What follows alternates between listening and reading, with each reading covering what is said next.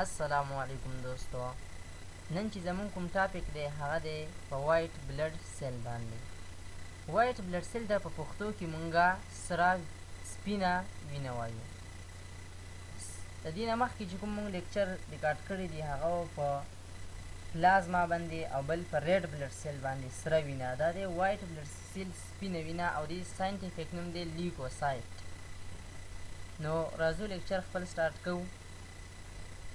د دې شیپ څنګه دی شکل، نو د دې ایرریګولر شیپ دی، بې ترتیبه بې قاعده څه خاص شکل د دې چې کوم دی هغه معلوم نه دی د وایټ بلډ سیل.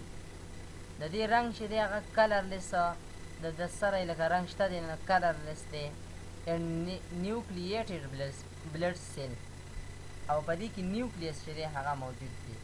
د دې نه مخکې مونږ آر بي سي ویلی نو په هغې کې نیوکلیس نه و موجود، خو په دې کې نیوکلیس چې دی هغه شته دی. د دې سایز څومره دی؟ نو د دې سایز چې دی د آر بي سیز د ریډ بلډ سیل نه غټ دی. وایټ بلډ سیل چې دی هغه غټ دی د آر بي سیز نه. څومره غټ دی؟ نو تقریبا چې 1000 آر بي سیز مونږ راواخلو یو یا دوه لیګوسایټ مونږ راوالو نو دا به ایله برابر شي. نو د دې سایز هم ډېر غټ دی. د دې تعداد څومره دی؟ دې تعداد دی د 7000 نه واله تر 8000 پورې پر کیوبیک میلیمیټر. کیوبیک میلیمیټر کې تقریبا د دې تعداد د 7000 نه واله تر هغه 8000 پورې دی. تعداد هم ډېر کم دی. د آر بي سیز تعداد ډېر سیوا و. د هغې تعداد چې تقریبا هغه په میلیون و 5 میلیون و. د 7000 نه واله تر 8000 پورې. نو په میلیون کې د 1000 څه پته نه لګي. د دې وجې نه چې د دې د رنګ پته پکې ته هم نه لګي، کلرلیس دی ده. د دې لایف سپین څومره دی؟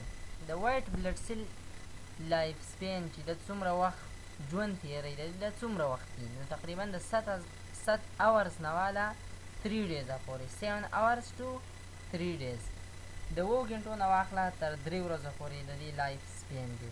د دې څو قسمونه دي؟ د دې قسمونه تقریبا 15 قسمونه دي. د دې بله خبره ده چې دا جوړیږي په کوم ځای کې؟ نو دا جوړیږي په بون میرو کې. په هر بون میرو کې نه بلکې خاص بون میرو دي کوم چې مونږ په ریډ بلډ سیل کې ویلي وو چې ریډ بلډ سیل په څه کې جوړیږي. دا هم په هغې کې جوړیږي چې په هغې کې سټرنم دی، ورټیبرا دي او ریبز دي. د دې په بون میرو کې دا جوړیږي. دا ختمیږي په کوم ځای کې؟ دا ختمیږي د لایسوسوم د وجې نه. ځکه مونږ ویلو چې لایسوسوم چې دی د دې کار دی چې د سیل ختمی. نو دا ختمی لایسوسوم. اوس راځو د دې فنکشن ته، د دې کار څه دی؟ نو اولنۍ خبره دا ده چې دا پارټ آف ایمیون سیستم، دا زمونږ د ایمیون سیستم حصه ده. زمونږ د ایمیون سیستم حصه ده. نو کار یې دا دی چې ډیفینډ اور باډي اگینسټ ډیزیز، زمونږ د جسم حفاظت کوي خلاف د بیماریانو. یعنې د بیماریانو خلاف زمونږ د جسم چې دی دا حفاظت کوي. څومره مونږ ته چې بیماري نه لګي د دې وجه دا ده چې په مونږ کې WBCs دي او هغو زمونږه حفاظت کوي. بل کار د دې دا دی چې کیلز پیتوجن.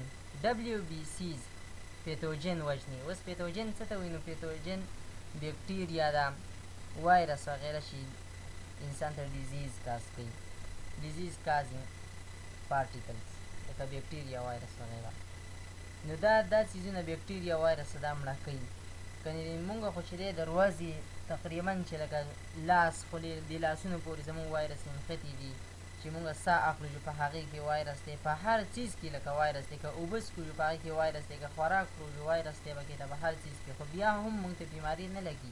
د هغې وجه دا ده چې الله پاک په مونږ کې دنده یو نظام پیدا کړی دی. په هغې کې WBCs وایټ بلډ سیل دي چې به لیګوسایټس دي چې هغو د هغې خلاف جنګ کوي او دغه پیتوجنز ختمی، وایرس ختمی، مونږ ته بیماري نه لګي.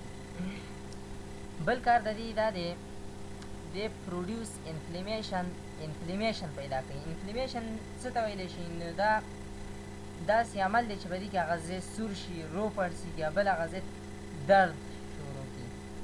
دغې ته انفلیمیشن وایي. دا انفلیمیشن پیدا کوي at the site of infection، په هغه ځای کې چې هغه انفیکټ شوی وي یا زخمی شوی وي، خو په هغه ځای کې دا انفلیمیشن پیدا کوي. بل کار د دې WBC دا دی چې د میک انټیباډیز اگینسټ پیتوجن د انټیباډیز جوړ کړي. انټیباډي دا څیز دی چې دا د پیتوجن ختموي، مړه کوي. دی دا انټیباډیز جوړ کړي د پیتوجن خلاف، نو دغه انټیباډي بیا لګي دغه پیتوجن مکمل ختموي. نو نن ورځ دا پوره دی، سبا به انشاءالله نوی لیکچر پکار